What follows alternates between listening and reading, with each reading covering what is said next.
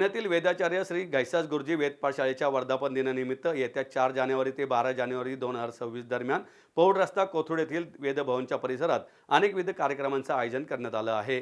या अंतर्गत द्वारका शारदा पीठमचे अनंत श्री विभूषित पश्चिम मानमाय द्वारका पीठाधीश्वर श्रीमद जगद्गुरु शंकराचार्य परमपूज्य सदानंद सरस्वती स्वामी महाराज यांच्या भागवत कथा ज्ञानसत्राचा विशेष उपक्रम होणार असल्याची माहिती श्रीमद भागवत सेवा समितीचे अध्यक्ष भागवताचार्य गोविंद देवगिरी स्वामी महाराज यांनी आज पुण्यात झालेल्या पत्रकार परिषदेत दिली। यावेळी होणाऱ्या सर्व कार्यक्रमांचे संयोजक आणि वेदभवनचे प्रधानाचार्य वेदमूर्ती मोरेश्वर गैसास गुरुजी समितीचे कार्यवाह व मुंबई उच्च न्यायालयातील वकील उदय प्रकाश वारुंजीकर आणि प्रसन्न पेडगावकर आदी उपस्थित होते।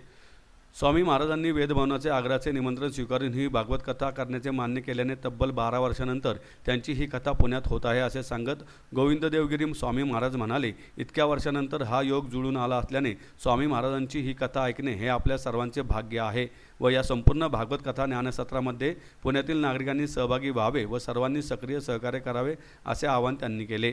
ते पुढे म्हणाले की वेदभवन वर्धापन दिनाचा कार्यक्रम 4 जानेवारी 2026 रोजी स्वामीजींच्या शोभायात्रेने सुरू होईल। दुपारी 4 वाजता पौड रस्त्यावरील प्रसिद्ध शृंगेरी शारदा पीठमच्या मंदिरापासून या शोभायात्रेचा प्रारंभ होईल। सुरुवातीला जगद्गुरू शंकराचार्य हे शृंगेरी मठातील देवतांना पुष्पहार समर्पण करून पूजा करतील।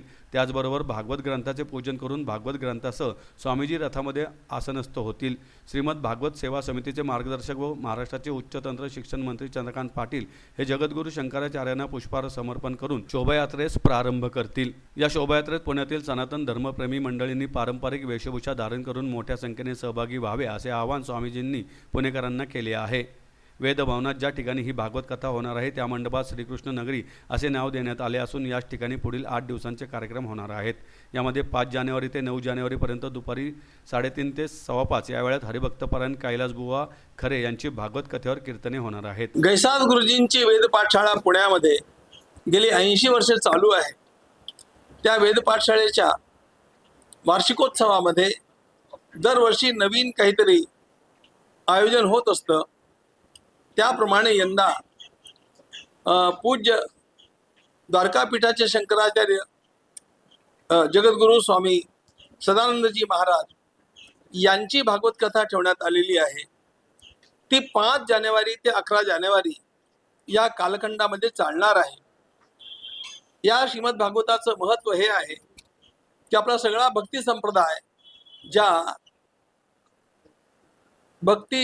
ग्रंथावरती अवलंबून आहे ते सगळे प्राकृत ग्रंथ श्रीमद भागवतावरती आधारलेले आहेत आणि त्यामुळे श्रीमद भागवत हा भक्ती गंगेचं उगमस्थान अशा प्रकारचा ग्रंथ आहे आणि त्यामुळे त्याचं यथाविधी श्रवण होणं, जे त्या ग्रंथात आहे ते सांगणारा एखादा वक्ता उपलब्ध होणं आणि एखाद्या वेदपाठ शाळेनं त्याचं आयोजन करणं हे सगळं मोठं अत्यंत उत्तम कार्य घडून आलेलं आहे।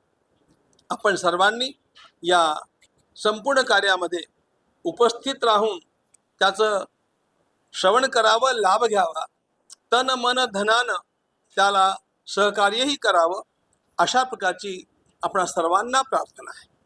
आमच्या गैसास गुरुजी वेदपाठ शाळेच्या वर्धापन दिनानिमित्त हा विशेष उपक्रम यावेळेला आम्ही आयोजित केला आहे आणि याचं सगळं मार्गदर्शन जे आहे ते गोविंद देवगिरींचं आहे।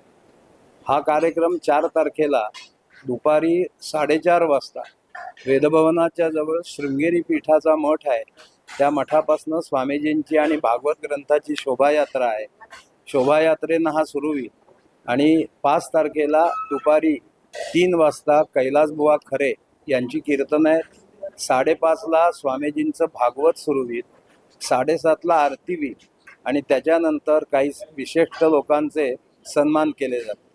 मी आपल्या माध्यमातून समाजाला सांगतो की स्वामीजींनी आज आपला महत्त्वाचा मुद्दा सांगितला की भागवत कथा सांगायला योग्य वक्ता मिळणं, ज्याचा त्या क्षेत्रात अभ्यास आहे, जे शांतपणे सांगतात, त्यांनी सांगितलेली भागवत कथा ही अत्यंत रसाळ आहे आणि शांतपणे सांगतात। आपण जास्तीत जास्त या भागवत कथेचा लाभ घ्यावा आणि आपल्याला स्वतःलाच, म्हणजे स्वामीजींनी परवा सांगितलं, वेदभवनातल्या या त्रिवेणी संगमात आपण भागवत रूपी त्रिवेणी संगमात स्नान करावं। त्याप्रमाणे मी सगळ्यांना विनंती करतो की वेदभवनामध्ये ज्या ठिकाणी भागवत होणार आहे त्याला आम्ही श्रीकृष्ण नगरी असं नाव दिलंय. या श्रीकृष्ण नगरीमध्ये येऊन सगळ्यांनी या अवभूताचं स्नान करावं एवढी मी या निमित्ताने विनंती करतो.